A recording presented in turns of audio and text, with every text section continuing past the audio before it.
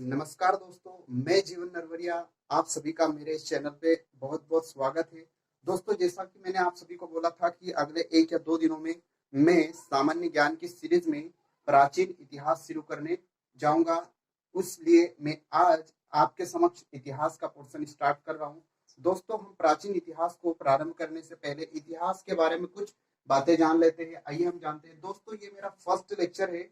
इसके बाद हम कंटिन्यू करेंगे इतिहास को, और करंट अफेयर के वीडियोस भी अगले 1 या 2 दिन में डल जाएंगे। तो आइए इतिहास को जानते हैं। इतिहास का ये फर्स्ट लेक्चर है जिसका नाम है सामान्य परिचय। इतिहास का हम सामान्य परिचय जान लेते हैं कि इतिहास में क्या है, किस किस टाइम में किस इतिहास को क्या कहा जाता है। तो दोस्तों, सामान्य परिचय में फर्स्ट जो लेक्चर है इतिहास के बारे में, तो इतिहास मुख्य रूप से अध्ययन की दृष्टि से 3 प्रकार का होता है। कितना प्रकार का होता है? 3 प्रकार का होता है। तो 3 प्रकार में फर्स्ट जो प्रकार है प्राग इतिहास काल या प्रागैतिहास काल भी कहा जाता है, या प्राग ऐतिहासिक काल। दूसरा है आद्य ऐतिहासिक काल या आद्य इतिहास काल, और तीसरा है ऐतिहासिक काल। कौन सा है तीसरा? ऐतिहासिक काल। जो प्राग इतिहास है इसको प्री हिस्टोरिकल एज कहा जाता है। क्या कहा जाता है? Prehistorical age. आद्य इतिहास काल को प्रोटो हिस्टोरिकल एज कहा जाता है। Protohistorical age. उसके बाद तीसरा आता है ऐतिहासिक काल। ऐतिहासिक काल को हिस्टोरिकल एज कहा जाता है। Historical age. दोस्तों, इस चैनल को आप सब्सक्राइब कर लीजिए ताकि आपको जब भी मेरे वीडियोस डलेंगे तो आपको नोटिफिकेशन मिल जाएगा। प्राग इतिहास की हमने बात की, तो प्राग ऐतिहासिक काल एक ऐसा काल था दोस्तों जिसकी ना तो कोई लिपि थी। इस प्राग इतिहास की कोई लिपि नहीं थी और ना ही इसे पढ़ा जा सका। ये प्राग ऐतिहासिक काल एक ऐसा काल था जिसकी कोई लिपि नहीं थी और जिसके साक्ष्य भी हमारे पास नहीं है। इस प्राग इतिहास के साक्ष्य भी नहीं है और इसे ना ही पढ़ा जा सका। तो ऐसा कौन सा समय था जिसके ना तो कोई साक्ष्य और ना ही कोई लिपि है? तो ऐसा समय था पाषाण काल। पाषाण काल एक ऐसा समय था जिसकी ना तो कोई लिपि थी और ना ही इसे कोई पढ़ सका। उसके बाद हमने दूसरा देखा था आद्य इतिहास काल। कौन सा काल? आद्य इतिहास काल, जिसको हमने प्रोटो हिस्टोरिकल एज कहा था। आद्य इतिहास काल एक ऐसा काल है जिसकी लिपि तो है। इस आद्य इतिहास काल की लिपि तो है, परंतु इस लिपि को आज तक कोई नहीं पढ़ सका। तो प्राग इतिहास काल एक ऐसा काल था जिसकी लिपि नहीं है और ना ही इसे पढ़ा जा सका। लेकिन आद्य इतिहास काल एक ऐसा काल है जिसकी लिपि तो है, परंतु उस लिपि को आज तक कोई नहीं पढ़ा जा सका। तो ऐसा कौन सा समय है इतिहास में जिसकी लिपि तो है लेकिन हम उस समय को पढ़ नहीं पाए? तो ऐसा समय था हड़प्पा सभ्यता। कौन सी सभ्यता? हड़प्पा सभ्यता, जिसे हम सिंधु सभ्यता भी कहते हैं। सिंधु सभ्यता एक ऐसा काल है दोस्तों जिसके साक्ष्य तो है हमारे पास और लिपि भी है हमारे पास, परंतु उस लिपि को आज तक कोई नहीं पढ़ पाया। उसके बाद अगला आता है ऐतिहासिक काल। कौन सा काल? ऐतिहासिक काल। तो ऐतिहासिक काल, हिस्टोरिकल एज, ऐसा समय है दोस्तों जिसकी लिपि भी है हमारे पास और इसके साक्ष्य भी, और इन साक्ष्यों को हम पढ़ सकते हैं या लिपि को हम पढ़ भी सकते हैं। तो ऐतिहासिक काल एक ऐसा समय है जिसको हम पढ़ सकते हैं और जिसकी लिपि भी है। आइए दोस्तों, ऐतिहासिक काल को और 3 भागों में बांटा गया है। ऐतिहासिक काल को मुख्य रूप से 3 भागों में बांटा गया। तो वो 3 भाग कौन कौन से? फर्स्ट है प्राचीन इतिहास। कौन सा इतिहास?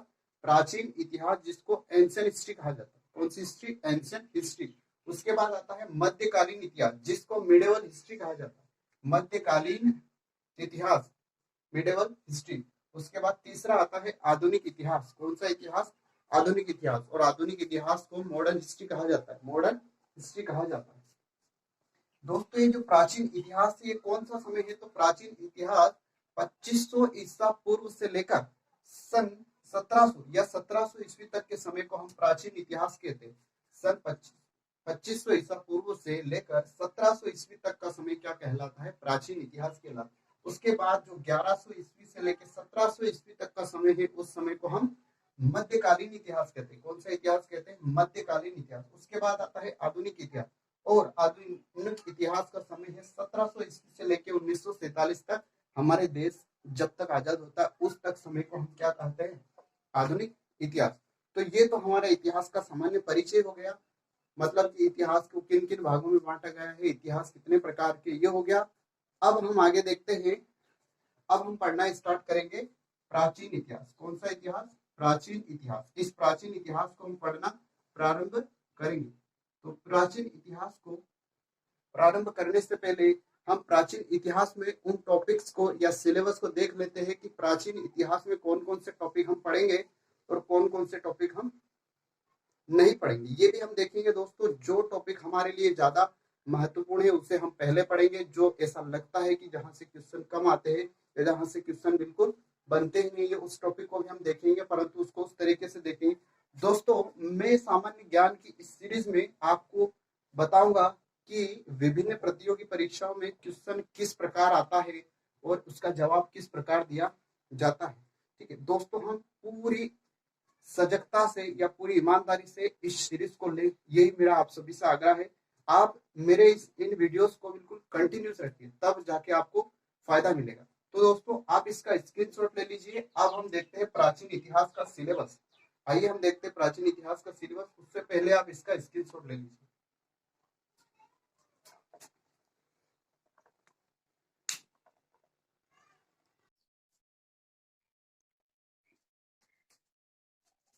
दोस्तों, ये है प्राचीन इतिहास का सिलेबस जिसको हम देख लेते हैं। प्राचीन इतिहास के सिलेबस में हम फर्स्ट नंबर पर पढ़ेंगे हड़प्पा सभ्यता। कौन सी सभ्यता? हड़प्पा सभ्यता। फर्स्ट चैप्टर के रूप में हम पढ़ेंगे हड़प्पा सभ्यता, जिसका दूसरा नाम है सिंधु सभ्यता। इसे हम सिंधु सभ्यता भी कहते हैं। उसके बाद दूसरा टॉपिक आता है वैदिक सभ्यता। वैदिक सभ्यता जिसे हम आर्य युग कहते हैं। वैदिक सभ्यता का दूसरा नाम है आर्य युग। उसके बाद तीसरा टॉपिक आता है धार्मिक आंदोलन। धार्मिक आंदोलन मतलब विभिन्न धर्मों का उदय। धार्मिक आंदोलन फर्स्ट आया जिसमें बौद्ध धर्म, बौद्ध धर्म के बाद आता है जैन धर्म, फिर आगे कई धर्म आते हैं जिसमें वैष्णव धर्म, शैव धर्म या शाक्त धर्म प्रमुख रूप से है। तो धार्मिक आंदोलन में बौद्ध धर्म, जैन धर्म, वैष्णव धर्म, शैव धर्म, शाक्त धर्म हम पढ़ेंगे। उसके बाद आता है महाजनपदों का उदय। महाजनपद 16 महाजनपद देखेंगे हम कि 16 महाजनपदों में कौन कौन से जनपद किधर थे, किसकी राजधानियां कहाँ थी, इनके प्रमुख राजाओं को भी हम देखेंगे। 16 महाजनपद में हम सबसे महान एक साम्राज्य था या सबसे शक्तिशाली साम्राज्य था जिसका नाम था मगध साम्राज्य। इस मगध साम्राज्य को हम देखेंगे। इस साम्राज्य में 3 वंश थे, हर्यक वंश, शिशुनाग वंश और नंद वंश। इन तीनों वंश को भी हम प्रमुख रूप से देखेंगे। उसके बाद आता है विदेशी आक्रमणकारी। तो विदेशी आक्रमणकारी ये प्रथम विदेशी आक्रमण था भारत पर कोई भी होने वाला। सबसे पहले ईरानी आए थे, उसके बाद यूनानी आए थे। तो विदेशी आक्रमणकारी में हम ईरानी आक्रमणकारी को भी देखेंगे और यूनानी आक्रमणकारियों को भी देखेंगे। यूनानियों में ही सिकंदर है, सिकंदर एक यूनानी राजा थे, तो उसको भी हम देखेंगे। उसके बाद आता है मौर्य साम्राज्य। मौर्य साम्राज्य को देखेंगे हम, जिसमें चंद्रगुप्त मौर्य को, सम्राट अशोक को, बिंदुसार को, इन सभी को देखेंगे। उसके बाद आता है ब्राह्मण वंश। मौर्य वंश के बाद का जो वंश था उसे ब्राह्मण वंश या मौर्योत्तर वंश कहा जाता है, जिसमें शुंग वंश, कर्ण वंश, सातवाहन, चेदी वंश आदि को हम देखेंगे। इसके बाद अगला 8th चैप्टर हम पढ़ेंगे द्वितीय आक्रमणकारी। ये था पहला आक्रमण, भारत पर कोई भी होने वाला पहला आक्रमण था। चैप्टर नंबर 5 जिसमें ईरानी यूनानी आए थे। उसके बाद द्वितीय आक्रमणकारी हिंद, जिसमें मुख्य रूप से हिंद यूनानी, शक, पहलव और कुषाण थे। द्वितीय आक्रमणकारी में कौन कौन थे? हिंद यूनानी, शक, पहलव और कुषाण, इन सभी को हम देखेंगे आगे। उसके बाद आता है संगम काल। कौन सा काल? संगम काल। इस संगम काल में चेर, चोर और पांड्य वंश को हम देखेंगे। उसके बाद आता है गुप्त काल। गुप्त वंश भी इसे कहा जाता है या गुप्त काल, इसको भी हम आगे देखेंगे। उसके बाद वर्धन वंश या हर्षवर्धन वंश, इसको पुष्यभूति वंश भी कहा जाता है। वर्धन वंश या पुष्यभूति वंश। उसके बाद बंगाल के कुछ राजवंश देखेंगे जिसमें पाल और सेन वंश प्रमुख रूप से है। उसके बाद कश्मीर का साम्राज्य हम देखेंगे, कश्मीर साम्राज्य भी देखेंगे। उसके बाद दक्षिण भारतीय इतिहास, दक्षिण भारत जो हमारे भारत का दक्षिण भारत है उसका इतिहास भी हम देखेंगे, जिसमें मुख्य रूप से चालुक्य वंश, राष्ट्रकूट वंश, पल्लव वंश और चोल वंश आएगा। उसके बाद त्रिपक्षीय संघर्ष, 3 राजाओं का एक संघर्ष था जिसको त्रिपक्षीय संघर्ष कहा जाता है। इस त्रिपक्षीय संघर्ष को भी देखेंगे हम। उसके बाद विश्व के प्रमुख धर्म, विश्व के कुछ प्रमुख धर्म जिसमें यहूदी धर्म, ईसाई धर्म और इस्लाम धर्म। इस इस्लाम धर्म को हम मुख्य रूप से देखेंगे, जो हमारी परीक्षा की दृष्टि से इंपॉर्टेंट हो जाता। दोस्तों, ये हो गया इतिहास का सिलेबस। इसमें एक आध चैप्टर और बचा है जिसको आप नोट कर लीजिएगा। इसमें इधर लिख देता हूं। अगला जो टॉपिक है उसका नाम है राजपूत वंश। 17 नंबर का जो वंश बचा है जिसको हम राजपूत वंश कहेंगे। राजपूत वंश, राजपूत वंशों में हम देखेंगे गुज्जर प्रतिहार,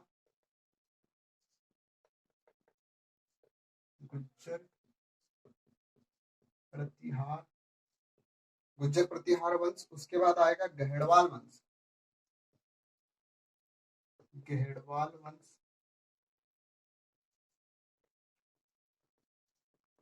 गहड़वाल वंश के बाद देखेंगे चंदेल।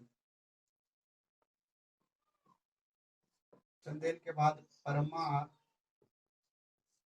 परमार वंश के बाद आता है चौहान।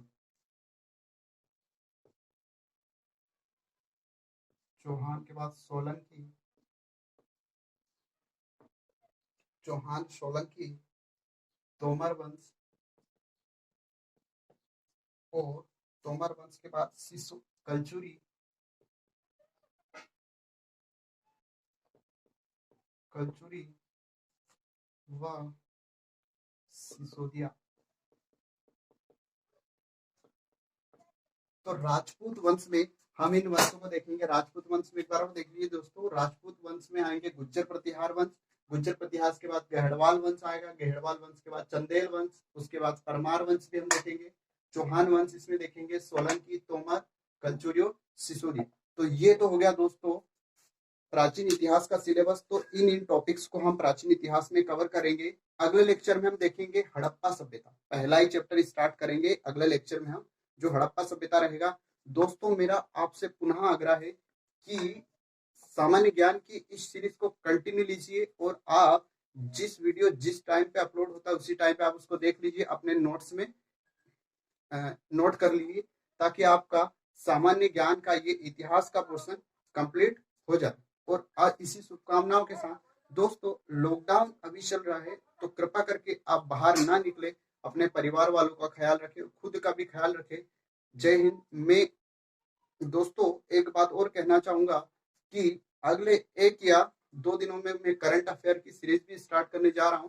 तो उसके वीडियो भी जैसे अपलोड होंगे तो आप कृपा करके, या आपसे मेरा विशेष आग्रह है कि करंट अफेयर भी साथ साथ पढ़ते रहे, क्योंकि करंट अफेयर एक ऐसा पार्ट है जहां से क्वेश्चन विभिन्न प्रतियोगी परीक्षाओं में अधिकतर बनते हैं। आजकल करंट अफेयर से ज्यादा क्वेश्चन आने लग गए हैं। तो इसलिए आपसे मेरा आग्रह है कि दोस्तों करंट अफेयर भी साथ साथ पढ़ लीजिए, ताकि आपको इसकी बाद में तैयारी ना कर सके। ठीक है दोस्तों, मिलते हैं अगले लेक्चर में। मैं आपसे विदा ले रहा हूँ। नमस्कार, जय हिंद, जय भारत।